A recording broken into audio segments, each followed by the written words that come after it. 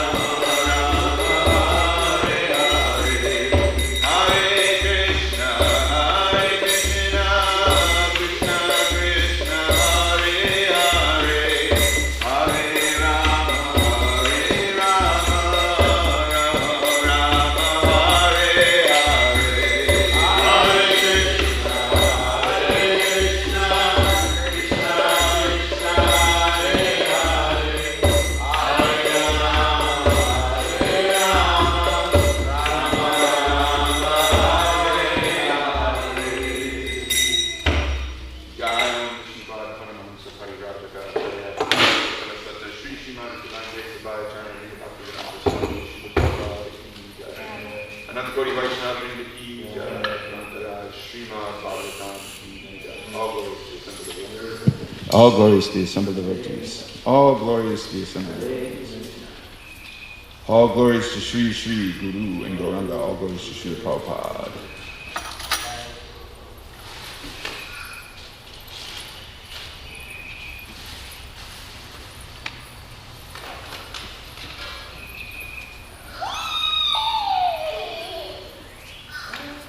Om Namo Bhagavate Vasudevaya. Om Namo Bhagavate Vasudevaya. Om Namo Bhagavate Vasudevaya. Nayanam namaskritya naram chaiva narottamam devim saraswatim vyasam tato jayam udirayat nashtaprayeshva badreshu nityam bhagavata sevaya bhagavat yuttama shloke bhaktir bhavati naishtaki. We're reading this morning from Srimad Bhagavatam, Canto 2, Chapter 9, Answers by Citing the Lord's Version. It's text number 11. Shyamavadatta satapatra lochana. Shyamavadatta satapatra lochana.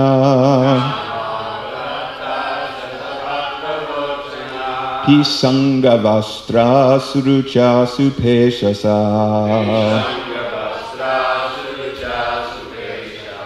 Pishangavastra surucha supeshasa.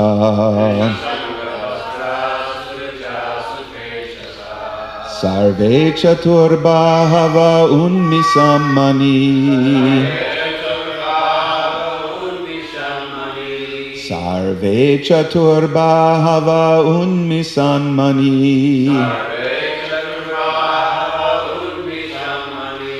Praveka niskabarana suvarchasa.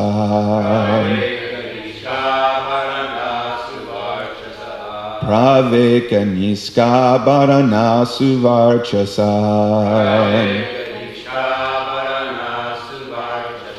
Shyamavadatta satapatra lochana.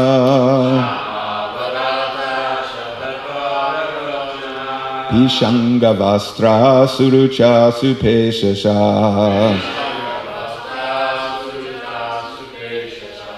Sarve chaturbahava unmisanmani. Praveka niskabarana suvarchasa.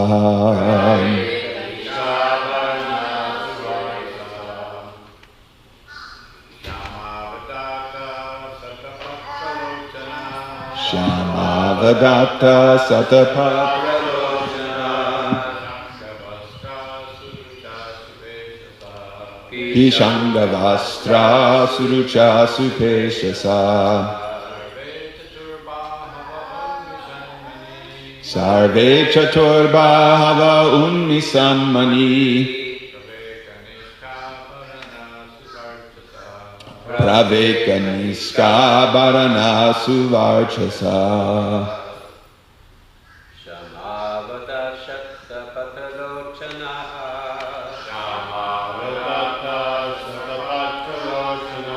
Pishangavastra surucha supeshasa. Pishangavastra surucha supeshasa.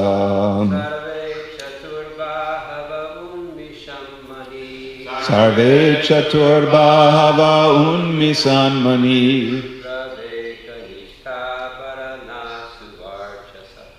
Praveka niskabarana suvarchasa.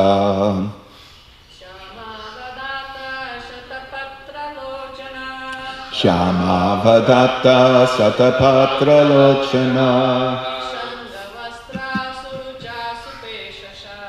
Pishangavastra surucha supeshasa.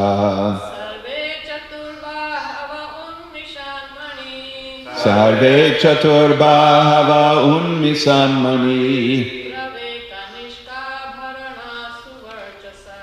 praveka niskabarana suvarchasa. Shyama, sky bluish. Avadata, glowing. Saptapatra, lotus flower. Lochana, eyes. Pishanga, yellowish. Vastra, clothing. Surucha, greatly attractive. Supeshasa, growing youthful. Sarve, all of them. Chatu, four. Bhava, hands. Unmisan, rising luster. Mani, pearls. Praveka, superior quality. Niska abarana, ornamental medallions. Suvarchasa, effulgent. Translation. The inhabitants of the Vaikuntha planets are described as having a glowing sky bluish complexion. Their eyes resemble lotus flowers. Their dress is of a yellowish color, and their bodily features are very attractive. They are just the age of growing youths, and they all have 4 hands. They are all nicely decorated with pearl necklaces and ornamental medallions, and they all appear to be effulgent. Purport. The inhabitants in Vaikuntha Loka are all personalities with spiritual bodily features not to be found in the material world. We can find the descriptions in the revealed scriptures like Srimad Bhagavatam. Impersonal descriptions of transcendence in the scriptures indicate that the bodily features in Vaikuntha Loka are never to be seen in any part of the universe. As there are different bodily features in different places of our particular planet, or as there are different bodily features between bodies in different planets, similarly, the bodily features of the inhabitants in Vaikuntha Loka are completely different from those in the material universe. For example, the 4 hands are distinct from the 2 hands in this world. Om Anjana Timirandasya Gananjana Shalakaya Chakshor Unilitam Yena Tasmai Shri Gurave Namaha Shri Chaitanya Manobishtam Shtapitam Yena Bhutale Svayam Rupa Kadamayam Dadati Svaha Padantikam Vanshakalpatarubhyashta Kripa Sindhubhya Evacha Patitanam Pavanebhyo Vaishnavebhyo Namo Namaha. Jai. So, continuing along here with the conversation really between Lord Brahma and Narada Muni, his son. This conversation started when the conversation is being narrated by Sukadeva Goswami to King Parikshit. So the second canto basically starts off with Sukadeva Goswami listing the various incarnations of the Lord, starting with the universal form, and then going through all of the different incarnations, the different avatars of Krishna. And King Parikshit had a lot of questions. He wanted to hear more. And so he kept saying, tell me more, tell me more. And in this particular episode, which has been going on now for 4 or 5 chapters already, King Parikshit's delving a little bit more into the universal form of Krishna and how this universe was created. So the Srimad Bhagavatam deals with 10 different topics, the first 2 of which are Sarga and Visarga. So Sarga is the creation of the material universes. Where did this universe come from? The Big Bang, or as we call it at the Bhaktivedanta Academy, the Bhagavatam Bang. And then Visarga is the secondary creation. Which is, once this universe was created, how did everything in it get its function? And we know that when Lord Brahma was born, he was actually born in darkness. He was born and he had consciousness and he had self-awareness, but he couldn't see anything because everything was dark. And this is also I know that devotees love to criticize the Big Bang Theory, but this is actually something that the Big Bang Theory and the version of creation as described in the Bhagavatam share in common, is that at the beginning of the universe, everything was very dark. According to the Bhagavatam, everything was very dark because Lord Brahma hadn't done any of the secondary creation yet. There was nothing to be seen. According to the Big Bang Theory, in the beginning, the first few 100,000, first few million years, maybe even the first few 100 millions of years of the universe, everything was dark because the density of matter was so great in the universe that any light that shone was immediately absorbed by something else. And so this is called the dark ages of the universe. Lord Brahma survived the dark ages of the universe by very austere meditation for an extremely long period of time. And once he had become purified by dint of his austerities, as Prabhupada speaks to the purport of the Brahma Samhita, the material world was revealed to him. And so this is what Lord Brahma is describing to Narada. And this is also what the Brahma Samhita is. I wanted to ask Ram Govinda Prabhu this question last Wednesday when all the kids were here. At the end, what is the relationship between what we're hearing right now in the Bhagavatam and the Brahma Samhita prayers that we sing every morning?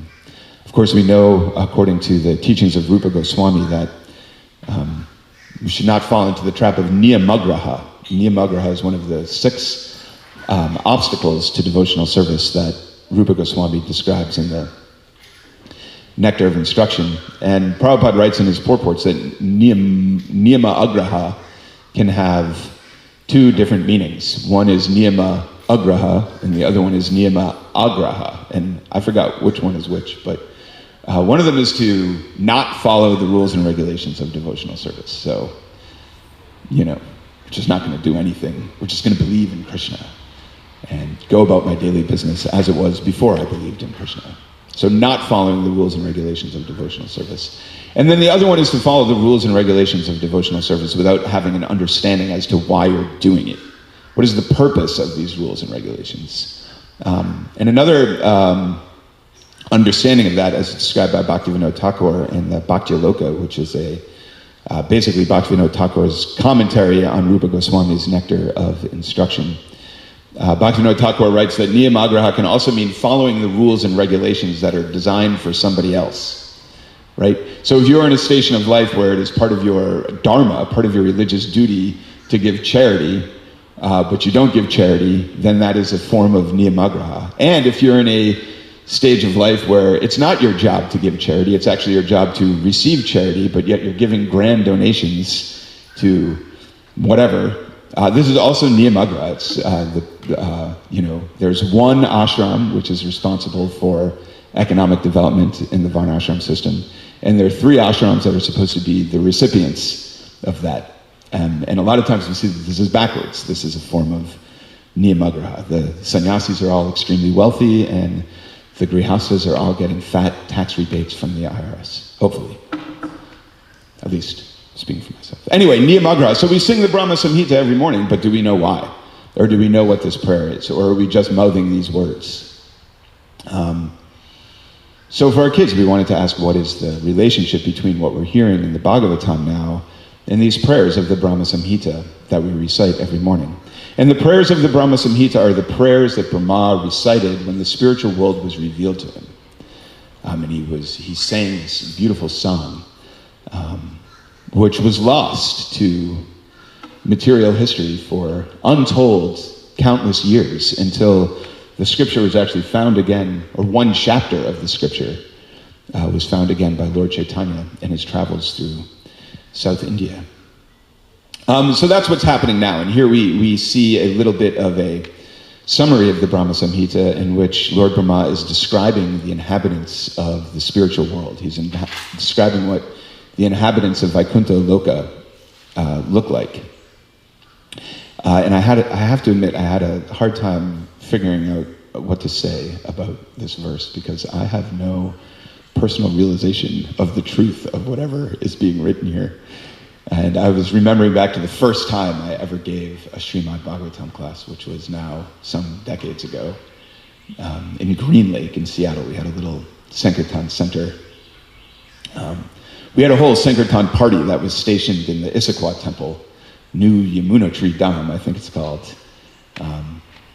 But that Issaquah was a little bit too far away from Seattle. We were getting on the bus at right after Mangal Artik. We'd do Mangal Artik, and then 5 o'clock in the morning, we'd get on the last bus from Issaquah into Seattle, and we'd be on the streets distributing books in the cold and the rain in the Pacific Northwest at 6 o'clock in the morning, which is surprisingly a good time to distribute books, I've found.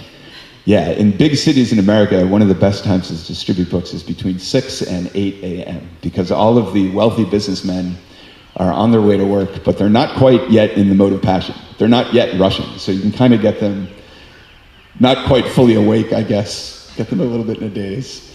They might give a big donation. After 8 o'clock, things just get too much into passion until the early afternoon. But anyway, that was a little too austere, even for us at that time. So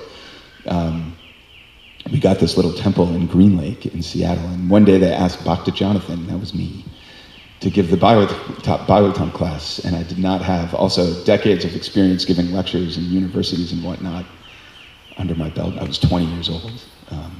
And so the Bhakta leader told me, just don't speak above your realization.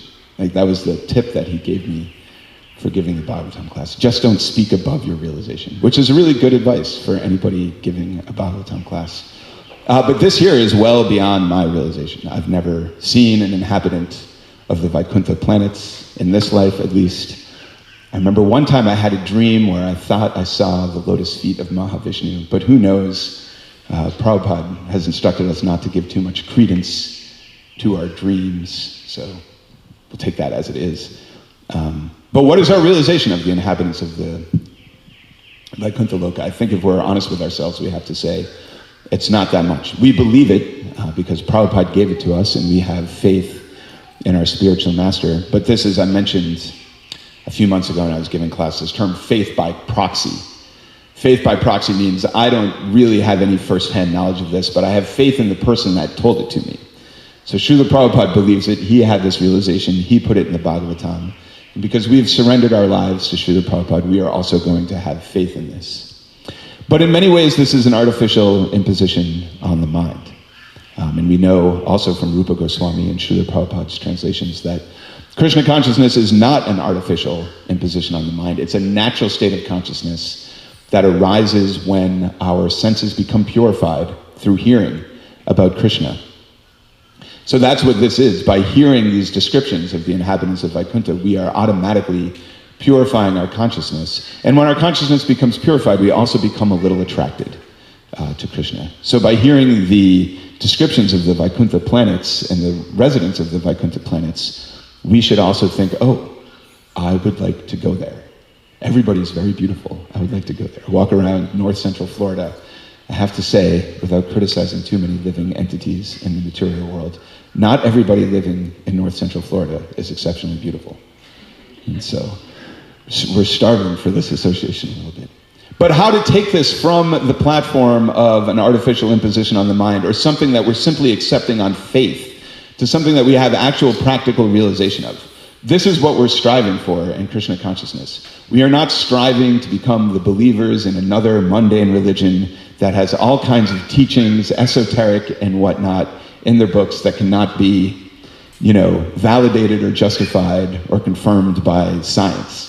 We have enough of these religions in the world, and we certainly don't want our movement, our Krishna consciousness movement, to become another one of those.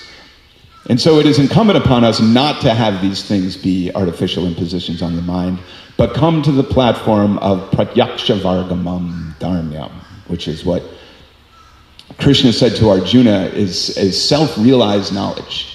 In the Bhagavad Gita, verse 9.2, he says that this is the king of all knowledge, and it is directly perceived. So we want to come to this platform of being able to directly perceive all of the truths that are hidden in the Vedas. And how do we do that? Well, that is the process of yoga. That is the process of yoga. And Krishna instructs what the process of yoga is also in the Bhagavad Gita, and then various incarnations of Krishna go into great detail about this in the Bhagavatam, especially in places like the teachings of Kapila Dev, or the Uddhava Gita, the story of the Navayogendras. There's actually great detail about how yoga should be practiced and what the purpose of yoga is. And we hear that yoga begins with, first of all, bringing our own activities into the mode of goodness.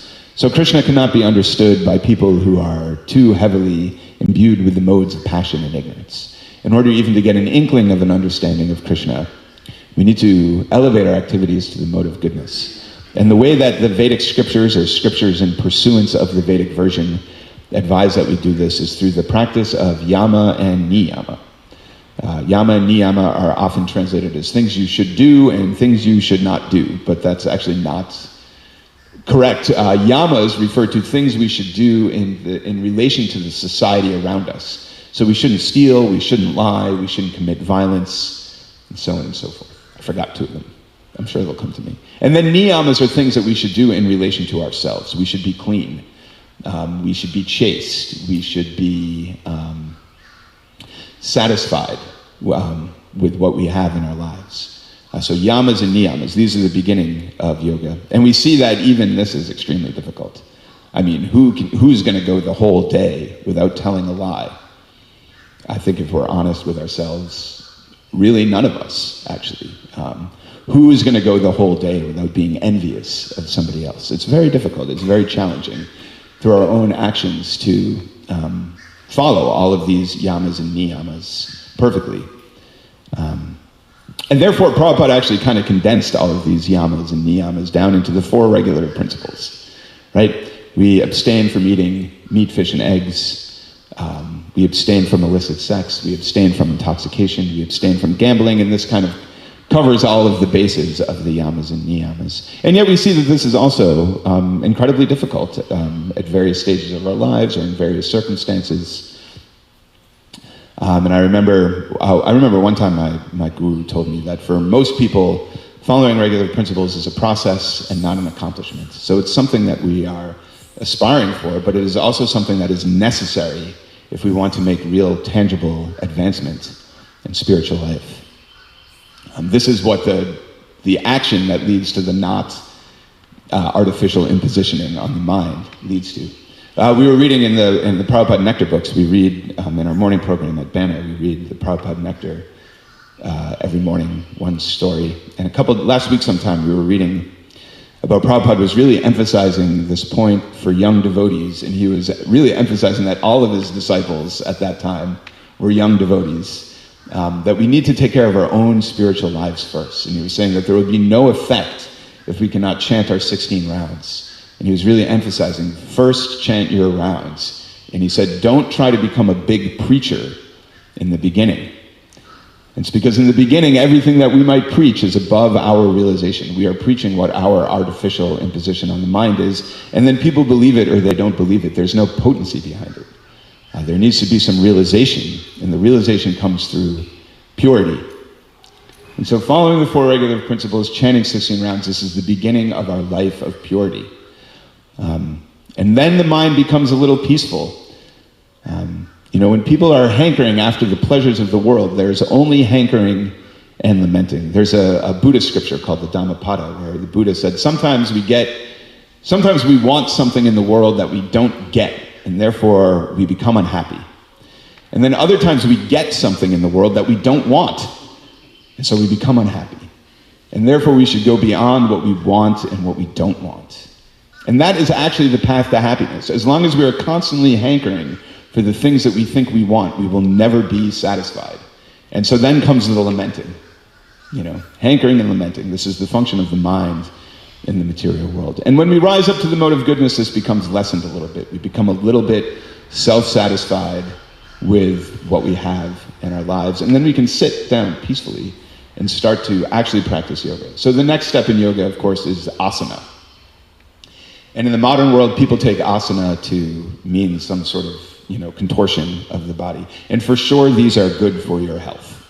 And that's why most people are practicing these things. But there's a different purpose to practicing yoga for self-realization. And the word asana only appears a very small handful of times in Patanjali's Yoga Sutras. So in the scripture that's delineating what people take as yoga today, the word asana is only mentioned very few times. And it refers to sitting like we are sitting now. It doesn't refer to, the downward dog and the Surya Namaskar and the pigeon pose and all of these different things that we do practice for our health. But it refers to being able to sit still peacefully. And we see this as an extreme challenge for most people, especially for our kids. They can't do it for more than 30 seconds, literally. And this is alarming to me as an educator. What can we do to help build this potency, this power, this ability just to sit still? And what do we do when we sit still? Well, first there's pranayama. We breathe, we control our bodily airs, we focus on our breath, and then we practice pratyahara. We divorce our senses from their objects. So Lord Brahma explained here in the previous chapters that when the material world was created, this visarga, the secondary created, not only were all of the material elements created, but the senses by which the material elements are perceived are created, and then the whole thing was imbued with consciousness and allowed to operate under the purview of time. But this is an entanglement for the living entity. We are implanted in here, but this is not really where we should be. And so pratyahara, once we've elevated ourselves to goodness by action, managed to sit still, control our breathing, we can start to disentangle ourselves through the practice of pratyahara from our sensual involvement with the material world. So instead of our senses looking at an external object, we start to be able to see with our mind's eye. And everybody's heard this term, the mind's eye. We can close our eyes. I can remember some beautiful mountaintop I saw in Canada, or whatever, some beach that we love. I can see this in the mind's eye. And this is an introductory level form of pratyahara. But we can also do this with our other senses. Can you smell with your mind's nose? Can you hear with your mind's ear? Can you touch with your mind's skin? This is all part of the yoga process. And when people become good at this, when people become developed in this practice of pratyahara, they can start to engage in the next step, which is dharana. They can actually start to concentrate on something. And then when the concentration becomes mature, when it becomes rife, it becomes a real meditation, a deep meditation. And then when the meditation becomes distilled a little bit more, when it becomes more pure, it becomes a real samadhi. Samadhi, the intelligence, the mind, the consciousness becomes fixed. Sama becomes the same. And we know in this word samadhi, this is a very prevalent word in modern spiritual discourse. Everybody talks about samadhi, but the only real samadhi is Krishna. The only real samadhi is meditation on Krishna, because everything else, including merging into the impersonal Brahmajyoti, everything else is temporary, and it will come to an end. So even if it's in 1 billion lifetimes, the meditation on the impersonal Brahma will end, and we'll be back where we started. The only real permanent object of meditation is Krishna, because Krishna is really our only eternal friend.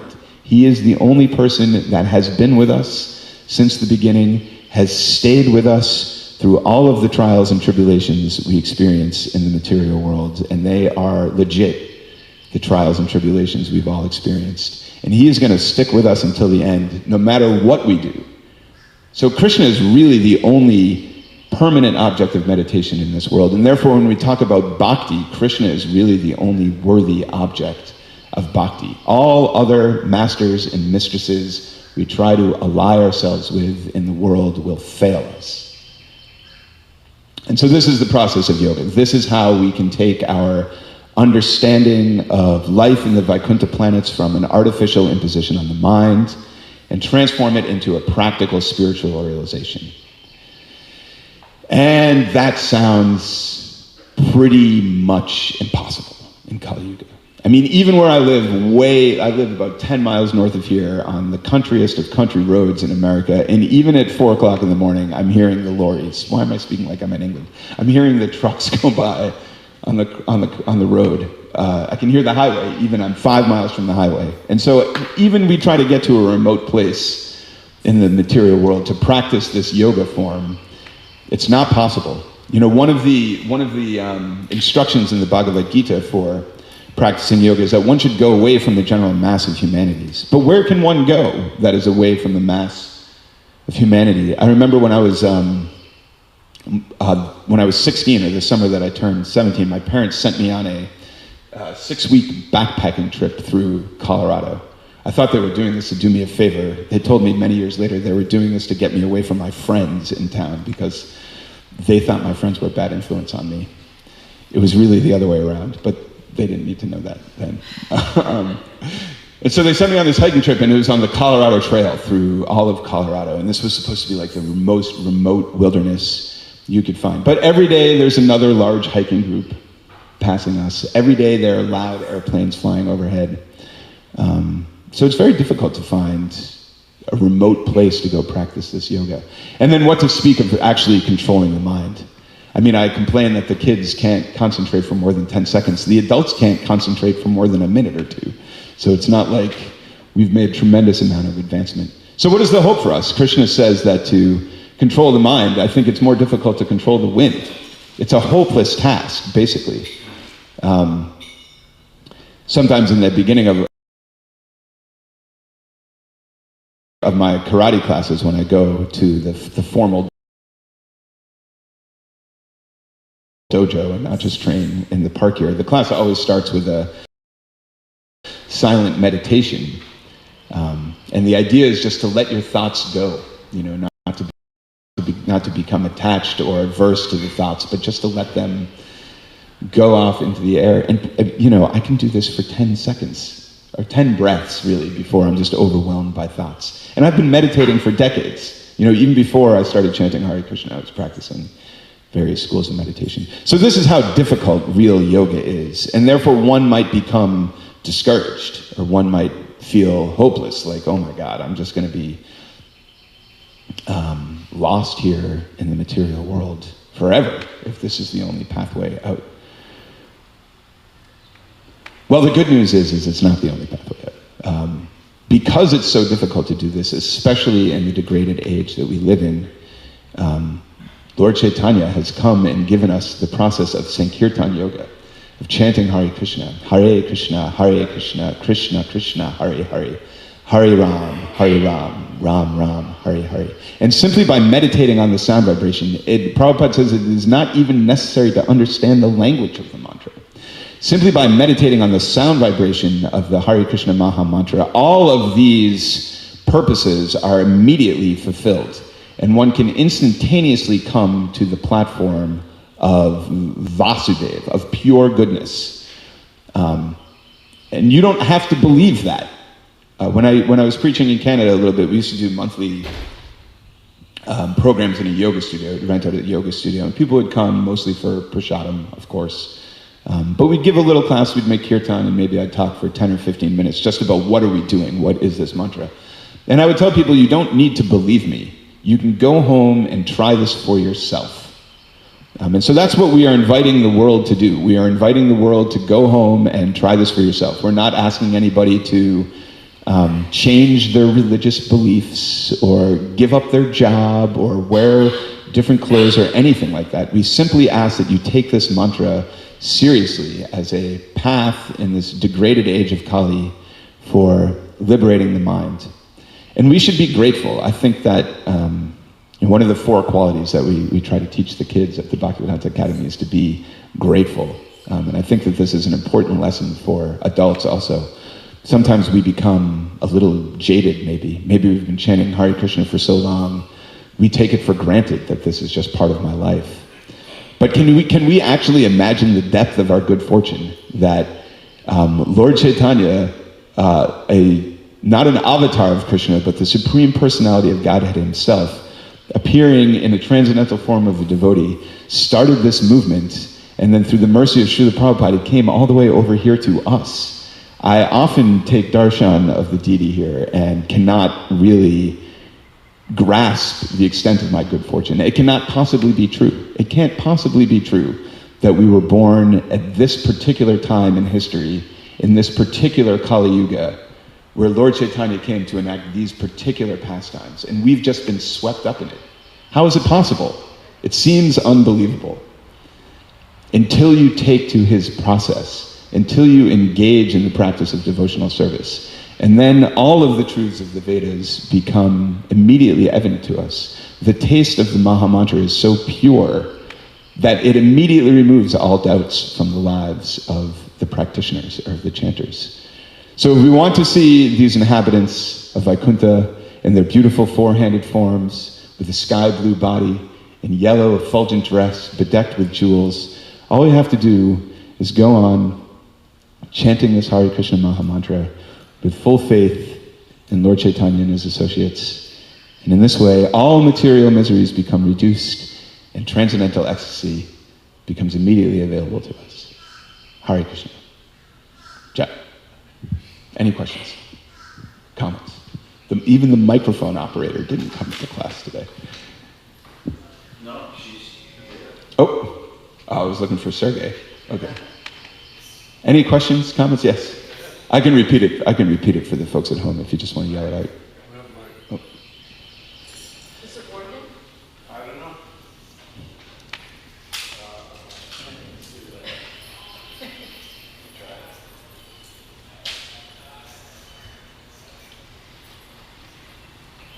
I can repeat it for the folks at home. Oh, it is working. It's working. It's working. It's working. It's working. So,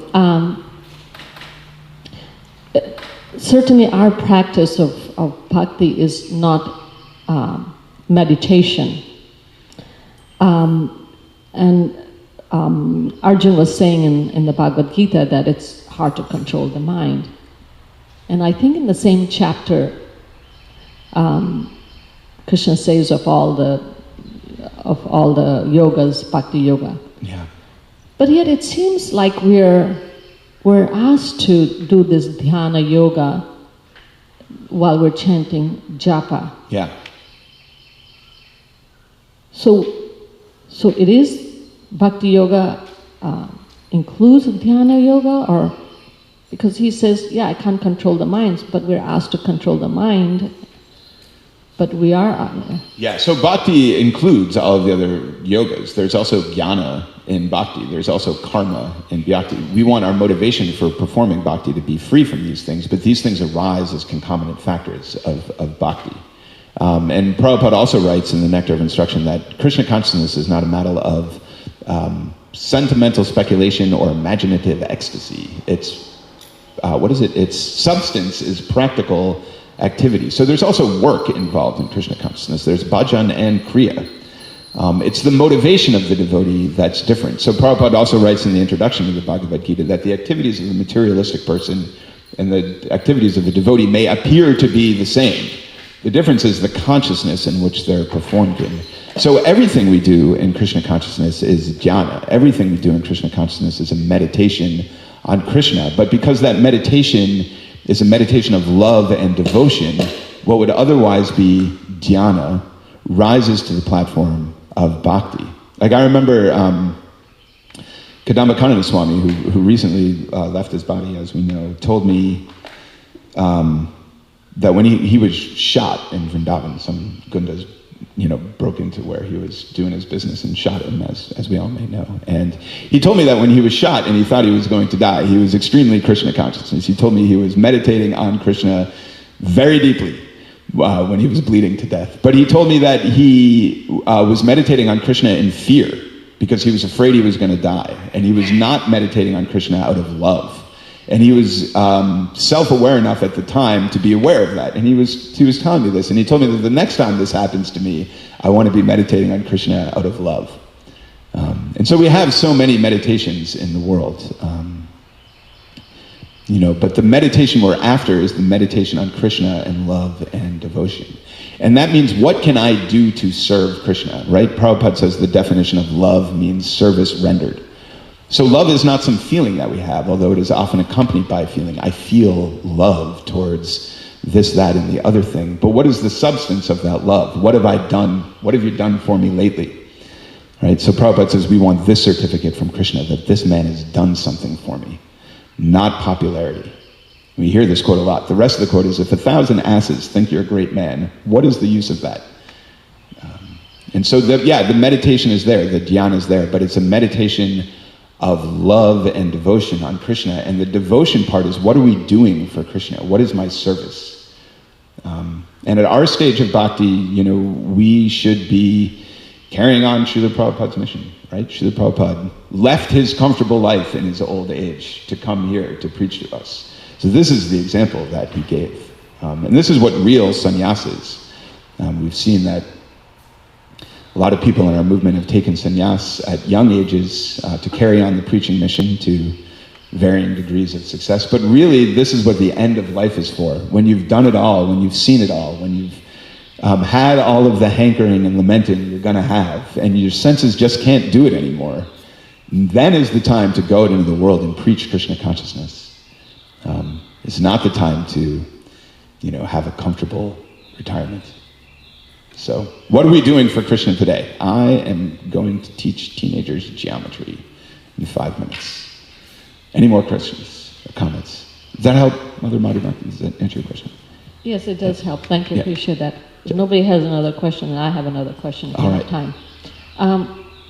About mode of goodness. Yeah. We understand that we have to come to the mode of goodness, and it's easier to practice bhakti. But yet at the same time, we also understand that all the different varnas, with brahmanas are more in the mode of goodness, but kshatriyas, they have to have a lot of mode of passion, yeah? Yeah. And so how does that work? Because we understand from the Bhagavatam that whatever occupation, you're not supposed to do somebody else's occupation, you do your own occupation, but different occupations are in different modes. So how does, why do we have to come to the mode of goodness? When we're supposed to be in whatever mode we are in, occupational duty we have, and we practice bhakti. Yeah, well, I would say that we shouldn't aim for the mode of goodness. Our goal is not to be in the mode of goodness. And the Varnashram system is designed not to elevate devotees. It's designed to elevate materialistic people to the platform of devotion. So we are Vaishnavas. We are not Brahmanas, Kshatriyas, Shudras, or Vaishyas.